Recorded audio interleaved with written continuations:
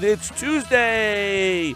Tuesday with Thompson is back right here on the Sports Bash Boardwalk on a hotline.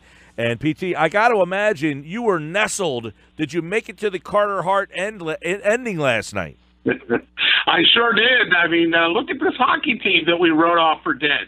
You know, you and I were sitting across from each other in the studio that you're in right now, and we asked Steve Coates, could they, might they? Is it crazy to say the word playoffs? And they just keep winning, Mike Gill. They just keep winning, and they're doing it the right way, too, because they're not saying the word playoffs. We might be. They're not saying that. You know, when the game got done last night, they were like, bring on the Kings. Let's focus on L.A. Why are they playing better? Is it simply a new goalie? Is it simply a new coach? Why are they playing better? I know you're a hockey fan. You watch them through the good and the bad. Well, the goalie certainly can erase a lot of mistakes. So you have to start with that. He made a save last night that's easily the signature save of his career so far, quite frankly. I mean, he, wide open net, looked like an obvious goal. He dove across to stop Nikolai Goldman with 5:32 left, and the whole crowd was yelling, Carter, Carter. I mean, it was nuts how exciting that building was. I talked to somebody that was in that building last night. I was watching from home, but, it's exciting to watch Flyers hockey again. But that's just one piece of it, Mike Gill. It's not just that. It's also the fact that they've come out and they're like 7 for their last 10 in the last 3 games on the power play. So they're converting not on just the first team, the second team as well, and their penalty kills working. They're 8 for 9 over their last 4 games. So, and PT, they had 4 power play. They had 4 power play goals on Saturday. Yeah, and that hasn't happened in a long, long time. Plus, just nostalgic-wise, I love it. Anytime, I'm so old school. Anytime the Flyers can beat Edmonton, that just puts a little extra spring in the PT step, because I think about all those cups that the Flyers might have won had they not run into the dynasty that was the Edmonton Oilers in the 80s. Yeah, well, I'll tell you what. I was on the couch last night locked in. I mean, I'm watching. This kid has reinvigorated me. And I said before, I'm not watching until they make a move at goaltender. You know me. I've been like, I am not watching this team play with Brian Stinking Elliott and all these guys in net. And they finally called that kid up. And I thought they asked an interesting question last night on the postgame. They asked it to Bundy, I think, if the team would have been better off if he had just started the season. Like, would they have been in this hole? And he said, not necessarily. Yeah, no, because Scott Gordon will tell you the same thing. See, Scott Gordon, who's the Flyers coach now, was Carter Hart's coach at the AHL level. And when Ron Hextall was still the GM of the team, he called down and said to Scott Gordon, all right, how's Hart looking? And he goes, you're not ready yet. Like, if you even asked Carter Hart, would you have preferred to start the season in the NHL rather than the A? Of course, there's a guy who's going to say yes, but he wasn't ready. He needed to make some mistakes at that AHL level before he could come up. And by the way, the names you're looking for, Brian Elliott, Michael Neuvert, Cal Pickard, don't forget him, Anthony Stolarz, Mike McKenna, of course you got to include him, and Alex Lyon, plus Carter Hart. Those are all the goalies that have played in net for Philadelphia this season. And I said, I'm not watching those guys play. I refused. Look, I'm not suggesting that he was ready to play from day one, but I think they were so dead set against even giving him an opportunity when he was ready. That's, you know what I'm saying? Like, I don't think Hextall would have ever brought him up this year. Well, definitely that was just one of Ron Hextall's undoing, the fact that he wanted to keep younger players down. He was, especially at the goaltender position, look, the guy Carter Hart has reinvigorated the franchise. There's no doubt about it. No doubt about it.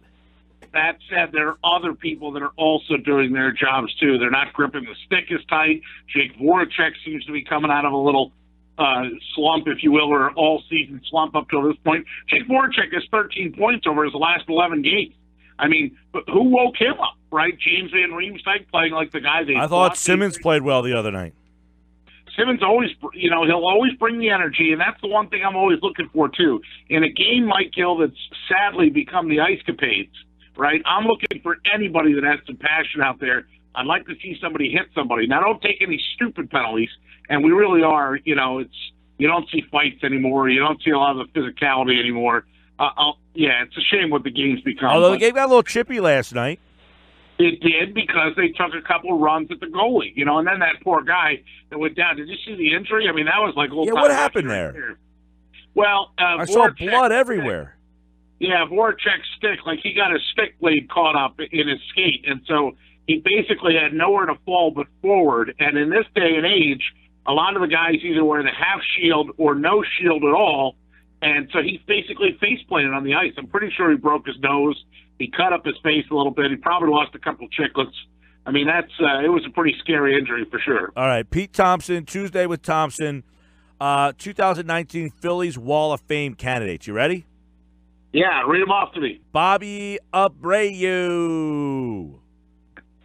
Wasn't it when they moved to Abreu and everybody thought they were going to go on the crapper that started the whole run? I mean, you know who was in that trade? Nomination for that? You know who was in that trade? Corey Lytle. There you go. But, and then he flew his plane into the building. You're right about that, though. They traded Abreu like they were putting up the white flag, and they started to play really well. And then people were blaming Abreu like it was his fault because, he was – who else was in it? Was Lieberthal on that trade? He might have been. God, we're going in the Mr. Peabody Wayback Machine now. Yeah, I remember the day that trade happened. You know where I was, PT? Where's that, MG? Shore Toyota. I was doing it. We used to do this. I know. We used to do the show from Shore Toyota every Wednesday, and when that trade happened, I was at Shore Toyota. Wow. Steve, yeah, no, I was over there the weekend. They got a new management, new building. They're all set up out there. They're all missing you, though. They want to know where the MG was. That's my guy, Alti, over there. Yeah, he's there. He was there. He was the only one that wore an Eagles jersey. Everybody had Patriots or Rams on, but since he has seniority, he was able to wear his Javon Curse jersey. How do you like that? That's old school right there. I got a couple more names. Steve Bedrosian. Oh, I love Bedrock. See, I love Bedrock. And he won some Cy Young. I think people now forget how good Bedrock was. Some Cy Youngs are one. All right, one. All right. But one was more than I ever expected him to get. Yeah, Rich Doobie. Oh, Doobie. Well, he was very nice to my girlfriend's son when they went for that kids camp, but that's about all I can say about Rich Doobie. Jim Fregosi. Oh, now there's my guy. Jimmy Fregosi with his balls and Taylor, breathing on you. He lived at the Stadium Holiday Inn during the season. That's cool. That thing's not there anymore. Talk about a long commute. Gene Garber. Not much. What was he, 74 to 78? So I'm 3 to 7. Yeah. Doug Glanville. Oh, I like him. I like his post-baseball work even more. Plus, the guy went to Penn. Bake McBride. Oh, shake and bake. Now, listen, when I was a kid, I didn't think that a, skinny little white kid in Plymouth Meeting could be Bake McBride, but I kept trying to, tease up the PT Pro. I wanted hair like Bake McBride because when he flew around the bases, that thing just, it was awesome. All right, last three are Placido Polanco, underrated, Scott Rock and Rollin'. Ooh, that's probably going to be the one that gets in. Manny Trio.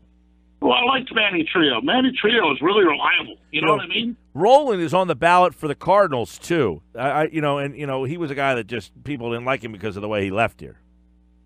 That's true. So he'd never play on AstroTurf. He had to go to grass. What would Scott Rowland have stayed if Citizens Bank Park was built during his time? That's a good question. Or was the grass AstroTurf just BS? And the truth of it is, he couldn't stand Larry Bowa, right? No. I think he was legitimately didn't like the surface, but he went to Busch Stadium, and I don't think they were in the new stadium there yet, right? Right. So, what did he trade? One set of AstroTurf for another set of AstroTurf? That's what I'm saying. But he was a Midwest guy. He was laid back, and the fans were tough on him here. He wasn't a good fit. Got to grow some thicker skin. But he's the kind of guy. Yeah, he's the kind of guy though that if he comes back, do you think he gets booed out of the joint, or they say, you know what, we were tough on you, but we'll embrace you because you're here. We'll see. Let's see. When is that? When do they go in? No, it doesn't even say when they go. Oh, August 3rd. Yeah. So August 3rd, they're all going to be down the shore anyway, right? The fans? Well, it depends. If they got Bryce Harper. That's true. I heard you're over-under earlier for, what is it, the AAF? Or some of these, you watch it Saturday night, AAF football. Will I be watching? Absolutely not. We got a Sopranos binge marathon we're on right now. We don't have time for that football that's not real football. All right. Sunday, there's games all day Sunday. You in there? Sure. No, not so much. You been up at the Flyers at all? Well, I've been watching the Flyers. Have I gone up? We went to the Vancouver game. Was that in the streak? I think. Yeah, it was Monday night. It was just last night. Not Vancouver. Oh, sorry, brain fart. Winnipeg. We went to the first game after the All-Star break. Yeah, that was first game after the break. Yeah, and that was a pleasant surprise to see them come out, score the opening goal, play well, hold a lead, not vomit down their chest. Hey, this has been a good team lately. No doubt. Tomorrow they're off. They play the Kings on Thursday, the Ducks on Saturday, the Penguins on Monday, and then they play back-to-back against Detroit next Saturday and next Sunday. Coming up, PT, we'll be at the Stadium Series game. Yeah, I'm looking forward to that. And, that Monday game you mentioned with the Penguins, that's at home, so that'll be like a good sort of litmus test for where they stand right now. Rutherford, the Penguins GM's always out there trying to make some changes. Flyers not that far off. I mean, they're 8 points different right now than the Pittsburgh Penguins. 5 out of the wild card, Peter. That's right. That's all you got to say. You're saying there's a chance. I'm in. They got me. They got me watching games right now. Attaboy. That's what I like to hear. Hey, I got T-shirt Tuesday winners. You wanna know who they are? Yes, give them to me. Frank Boyle from Hamilton. Attaboy, Frank. Sean Elmer from Browns Mills. I don't know where that is. He invented the glue, right? Elmer's glue. I figured you'd go there. Drew Spector from Malaga. Spector, that was the guy. That was the Wall of Sound. The Beatles with the Spector, the Stones. That was Ronnie Spector. But go ahead. Spector. Mike Carmody from Ocean City. Couldn't it just be Carmody, like the old Princeton coach, Bill Carmody? Could be. Carmody. There are winners for T-shirt Tuesday this week. Carmody. Are you going to the ball today? Probably get me. So that's our T-shirt Tuesday winners. You can download the app on your phone and enter to win a T-shirt every Tuesday on the Sports Bash. We're also giving away tickets for CFFC 72. It's coming to Hard Rock, Atlantic City. We'll announce the 5 winners on Friday night show at 5:45 on the Sports Bash. I'm glad that the PT's back for Tuesday with Thompson. Yeah, I'm happy to do it, man. Just keep calling. I'll be here. All right, man. Well, have a great night. There's no sport. Sixers tonight. I'll be up. I'll watch at least half. 8 o'clock start for the PT. No good. Those eyes are going to get heavy about halftime. Very heavy. All right, PT. See you. See you, buddy.